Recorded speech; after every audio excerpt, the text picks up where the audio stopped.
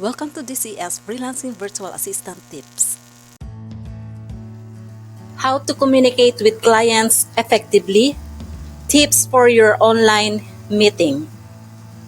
Today, we are going to speak about how to talk and improve your communication with your clients online so that they understand you effectively, and some body language tips during your online meeting. Make small talk. Make small talk as soon as you start a conversation with your client. You have to break the ice before you get down to business topics. For example, you say, "How are you, Steve? How's your family?" This is a very common practice in the Western world, not only in the United States. Most European countries would do the same thing. It's basically common practice. You have to talk about unimportant things before you get down to important things. And so this is called small talk. Basically, small talk is a little bit challenging for Eastern Europeans. They really appreciate it. So if you learn how to make a good small talk with your clients, be sure that you are going to become friends professionally with your clients' partners. Be nice, smile. When you talk to your clients, make sure you are happy, make sure you smile, and you are nice. Nobody wants to talk to a person who is grumpy or sad, who has a poker face and no emotions whatsoever. That is why, whenever you have any conversation with your client, be nice and smile.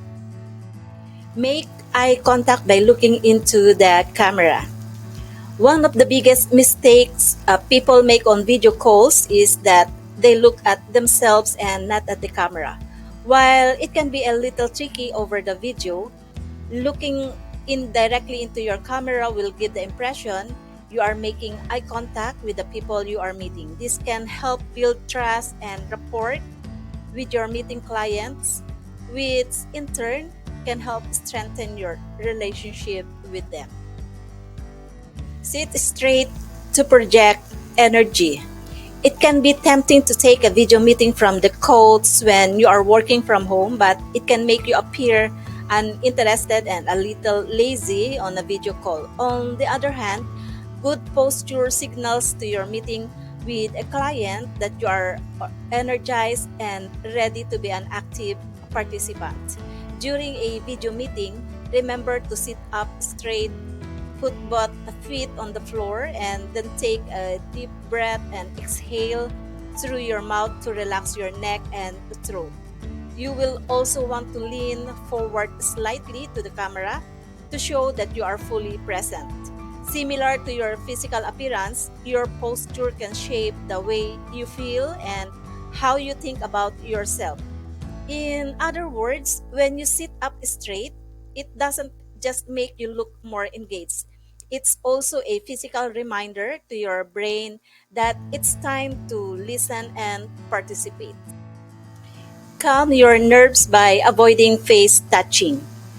The researcher found that nervous people tend to comfort themselves by engaging in face touching behaviors like smoothing their eyebrows, tugging at their earlobes, itching their nose, or chewing on their lower lip. Therefore, if you want to convey to your meeting with client that you are calm, cool, and collected, try to avoid touching your face. If you need help breaking the habit, you can keep your hands occupied with a stress ball or other object. Body language. Many studies have emphasized the importance of body language in online meetings. For example, slouching in your chair can be seen as unenergetic and lethargic, and not making eye contact shows a lack of confidence. Hand gestures can help you boost your charisma while you're online meeting. For example, you can wave hello to welcome your client. If you are sitting too close to the screen, your client will miss out on these important nonverbal cues. When you sit down, remember to push back your computer or phone or camera so your hands and upper torso are showing. Be polite. Whenever you have to make a request, do not demand it. Do not say, send me your email address ASAP or send me your login access. If you ask for things, be sure to use such phrases such as construction as, could you please send me your email address? Or would you mind doing this? So always be polite when asking something from your clients. Be aware of active listening. Another technique that you should be aware of is in order to succeed in your communication. As a client and your client is telling you something and what are you doing at this moment when the client is speaking to you and just sitting and you're not reacting. You have to react like answering, yes, I understand. And this is called active listening. So, active listening is something that you have to learn and practice all the time when you speak with your international clients. Don't speak monotonously. Be aware of your intonation. The final tip is about intonation. When you communicate with your clients, you change the pitch of your voice. Sometimes you go louder on some words, you go down with your voice, and this is how you create the feeling of the wave because it's like some of the words you pronounce them with a higher pitch while the other words go down. And helps you to sound more engaging and therefore you sound interested. Your client understands that you are on the same page. You are happy to have this conversation and you want to be helpful for your client. How do you deal with client problems? Later on, I will make another video about this, how to deal with clients' problems.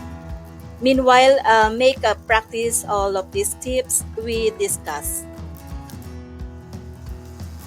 To sum up, I would like to say that those tips are useful and good not only when you communicate with your clients, but also when you communicate with your colleagues or with people outside your office.